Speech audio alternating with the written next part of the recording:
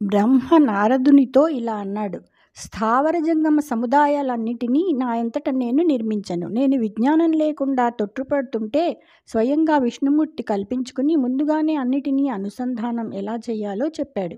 అలా చెప్పకపోతే లోకాలు నిర్మించ శక్యం కాదు నాకు. అనగా విశ్వమంతా ప్రకాశింపచేయడానికి నేను సమర్థుడను కాను. సూర్యచంద్రులు, అగ్ని, నక్షత్రాలు, గ్రహాల వలె ఈ లోకాలన్నీ ఆ పరమేశ్వరుని కాంతితో ప్రకాశిస్తున్నాయి. ఆ ఈశ్వరునకు నేను సదా నమస్కరిస్తాను. వినుమీశ్వరు దృష్టి మార్గమున నావేశింపశంకించి సిగ్గున సంకోచమునందు మాయ వలనన్ కుంఠీభవత్ ప్రజ్ఞచే నను లోకేశ్వరుడంచు మ్రొక్కుమతిహీన వ్రాతముందూచి నేననిశంబున్నగి ధిక్కరింతు హరిమాయా కృత్యమంచున్ సుతా.